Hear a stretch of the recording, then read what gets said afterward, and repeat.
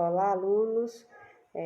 Retornando aqui a mais uma aula de História, hoje falando um pouquinho sobre Iluminismo. O Iluminismo ele foi um movimento intelectual que surgiu durante o século XVIII na Europa, que defendia o uso da razão contra o antigo regime e pregava maior liberdade econômica e política. Então, esse movimento intelectual ele não ficou restrito apenas à Europa, mas expandiu-se até a América e se tornou uma das principais influências da independência dos Estados Unidos da América e de outros movimentos emancipacionistas do continente americano, como a Inconfidência Mineira. O Iluminismo ele surgiu na França, lá no século XVII, e propunha o domínio do pensamento racional sobre o teocentrismo. Quer dizer, Deus era o centro de todas as explicações, que predominava na Europa desde a época medieval. Então, de acordo com os filósofos iluministas, esta forma de pensamento tinha o propósito de jogar luzes nas trevas em que se encontrava grande parte da humanidade. Então, nós temos aí a seguir essas imagens que retratam justamente o que foi o iluminismo. Então, os iluministas, eles defendiam a liberdade de pensamento e eram contrários aos dogmas religiosos e ao absolutismo. Então, o pensamento científico era caracterizado como o mais importante entre as formas de pensar. Então, esse movimento, ele promoveu mudanças políticas, econômicas e sociais, baseadas nos ideais de liberdade, igualdade e fraternidade. Então, o iluminismo, ele tinha o apoio da burguesia, pois os pensadores e os burgueses tinham interesses comuns e até mesmo de alguns reis e rainhas. Então, nós podemos sintetizar aí o conceito de iluminismo como um conjunto de ideias que visava criticar justamente o antigo regime europeu. Então, ou seja, ele criticava a sociedade aristocrática de privilégio, o absolutismo monárquico e o mercantilismo. Então, além disso, ele questionava o controle ideológico promovido justamente pela Igreja Católica. Nós temos aí os princípios do iluminismo. Universalidade, que visava a todos os seres humanos, sem barreiras nacionais ou éticas. Individualidade, cada um é único. E autonomia. Os homens são aptos a pensar por si mesmos, sem a interferência da religião ou da ideologia. Ou seja, os homens eles eram aptos a pensar por si mesmos, sem deixar que tanto a igreja quanto a ideologia de crenças, tradições e mitos interferissem no pensamento dos homens. Então, nós temos aí a seguir o modo de pensar dos iluministas. Se difundiu por muitos países da Europa. Ele se manifestou-se na Holanda, na Inglaterra e na França, onde tornou-se uma doutrina. Seus pensadores não propunham uma revolução, mas uma ampla reforma. Temos aí essa fotografia retratando um pouquinho sobre os pensadores iluministas. Então, os iluministas eles defendiam o Estado constitucional, ou seja, a existência de uma autoridade nacional, central, com poderes bem definidos e limitados, e ampla margem de liberdade civil. Então, nós temos aí Voltaire, que ele de 1694 a 1778, ele defendia justamente a liberdade de pensamento e não poupava crítica à intolerância religiosa. Ele foi o mais destacado filósofo iluminista durante sua estada na Inglaterra. Ele publicou as Cartas Filosóficas. Ele elogiava as liberdades inglesas e atacava o absolutismo e a intolerância. John Locke, ele acreditava que o homem adquiria conhecimento com o passar do tempo através do empirismo, considerado o pai do liberalismo político. Em sua obra, segundo o Tratado sobre o Governo Civil, ele afirmava que o poder monárquico era um contrato entre o povo e o governo, regido por uma Constituição. nós temos aí Denis Diderot, que foi o responsável pela organização da Grande Enciclopédia, que foi publicada entre 1751 e 1752, que continha as novas ideias. Então, o governo coordenou a obra, proibindo sua divulgação em 2 oportunidades. Então, Diderot foi auxiliado por um matemático D'Alembert, tendo como colaboradores a maior parte dos novos pensadores e escritores. Nós temos aí Rousseau. Ele defendia a ideia de um Estado democrático que garantia a igualdade para todos. Então, Rousseau, ele foi um democrata convicto. Suas ideias foram expostas no Tratado de Educação e principalmente no Contrato Social, que foi a sua obra máxima. Então, Rousseau, ele afirmava que o ser humano nascia bom, mas a sociedade era responsável por torná-lo mal. Então, Rousseau, ele afirmava que o homem era bom por natureza e a sociedade a corrompia. Então, ele acreditava na bondade inata do ser humano, mas ele condenava a vida em sociedade. Jean-Jacques Rousseau uniu-se aos enciclopedistas e procurou analisar as razões das desigualdades sociais. Então, para ele, o ser humano é naturalmente bom, mas a sociedade o corrompe, gerando desigualdades sociais, escravidão e tirania. Então, suas ideias foram seguidas por Robespierre e outros líderes da Revolução Francesa.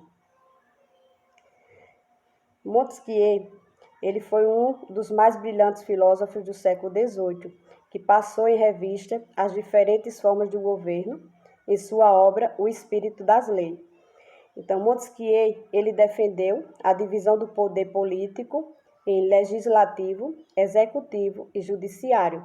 Em 1721, ele publicou as Cartas Persas, nas quais satirizava os costumes e as instituições. Então, Montesquieu, ele publicou em sua grande obra, O Espírito das Leis, que era dedicada ao estudo de diversas formas de governo.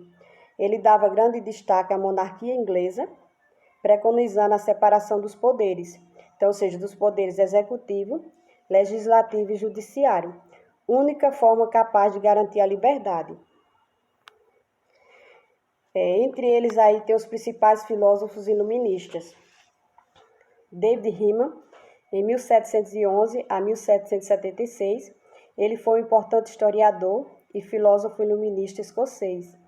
Refutou o princípio da causalidade e defendeu o livre-arbítrio e o cetismo radical. Adam Smith, em 1723 a 1790, ele era economista e filósofo inglês, grande defensor do liberalismo econômico. Immanuel Kant, em 1724 a 1804, ele foi um importante filósofo alemão que desenvolveu seus pensamentos nas áreas de epistemologia, ética e metafísica. Benjamin Constant, em 1767 a 1830, ele era escritor, filósofo e político francês de origem suíça. Ele defendeu principalmente ideal de liberdade individual. A enciclopédia era coordenada por D'Alembert e Diderot, que foi elaborada entre 1751 e 1780. Então, com base nos ideais iluministas, o filósofo pretendia, através do saber, criar um cidadão esclarecido, empreender uma crítica das concepções científicas, intelectuais, políticas e sociais vigentes na Europa. Então, o objetivo principal dessa enciclopédia era uma das bandeiras do iluminismo, que era o conhecimento que deveria chegar a todos os seres humanos, e por isso, uma obra como a enciclopédia, ela reunia artigos de vários campos do saber. Era fundamental para alcançar este objetivo. Nós temos aqui os economistas liberais. Então, os pensadores do século XVIII, ele pregava o fim da intervenção do Estado na vida particular dos indivíduos e na vida pública. Eles promoveram a crítica ao mercantilismo propondo o fim da intervenção do Estado na economia. Economistas liberais. Os pensadores iluministas que se ocuparam de questões econômicas deram origem às duas grandes correntes de pensamento, a fisiocracia e o liberalismo. Na fisiocracia, eles acreditavam que as atividades econômicas naturais, como a agricultura, a mineração e o extrativismo, eram mais importantes para a prosperidade do país do que o comércio. As demais atividades econômicas, como a manufatura e o comércio, seria mera coincidência da riqueza produzida das atividades agrícolas. Os pensadores fisiocratas. Nós temos aí François Quinet, Tiogun. Além deles, nós temos aí também Mirabeau, Dupont-de-Nemours, e pensadores fisiocratas aí como Vincent de Guinet, que é um autor da célebre frase: deixe fazer, deixe passar, o mundo vai por si mesmo. A mais famosa frase do liberalismo econômico é a expressão que designa o ideário fisiocrata contra a política intervencionista do mercantilismo. Do liberalismo. Adam Smith é considerado o pai da moderna teoria econômica. Adam Smith ele afirmava que o trabalho era a verdadeira fonte de riqueza. Então, ele acreditava que certa interferência governamental na economia era tolerável, desde que se destinasse a prevenir a injustiça e a opressão, ou a incentivar a educação e proteger a saúde pública. Nós temos aí esses pensadores liberais, John Stuart, economista e filósofo, que ele defendia a limitação do crescimento populacional e a criação de cooperativas, entre outras medidas, para minorar os efeitos das contradições do capitalismo. Então, esse sistema condenava as classes trabalhadoras a uma existência miserável. Nós temos aí Thomas Malthus, que ficou conhecido pela teoria da qual o crescimento da população segue uma progressão geométrica e tende sempre a superar a produção de alimentos, que obedece a uma progressão aritmética. Por isso, defendia o controle da natalidade.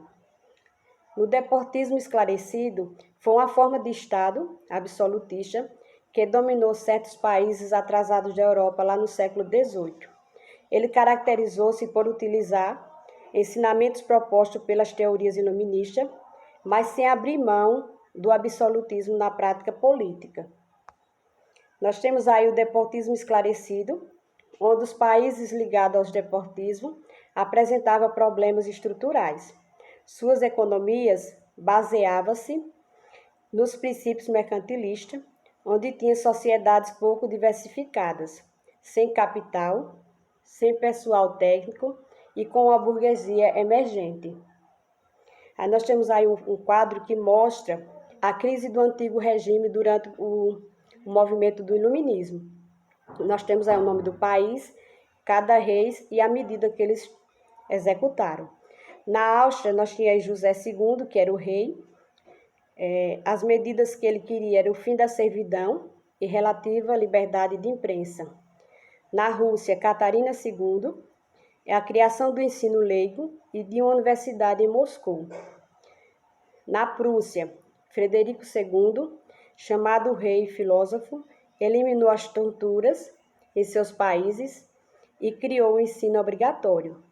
Em Portugal, José I, que foi orientado pelo ministro Pombal, combate a influência inglesa na economia de seu país, incrementa a produção industrial e combate a influência política da Igreja no seu país, atacando e expulsando os jesuítas do reino. Na Espanha, Carlos III, que foi orientado pelo ministro Aranda, reduziu a tortura e a influência na Inquisição do país e expulsou os jesuítas. Ainda hoje, o mundo é influenciado pelas ideias iluministas, nós podemos perceber isso comparando a sociedade atual com os ideais defendidos pelos teóricos iluministas lá no século XVIII. Então, se a gente fizer uma comparação do mundo hoje, certo? Para as ideias dos pensadores iluministas, nós vamos perceber, certo? Que até hoje nós somos influenciados pelos pensamentos dele. Então, a minha aula fica por aqui. Lá no grupo do WhatsApp vai estar a atividade para vocês responderem e enviar no meu PV. Então, tchau e até a próxima.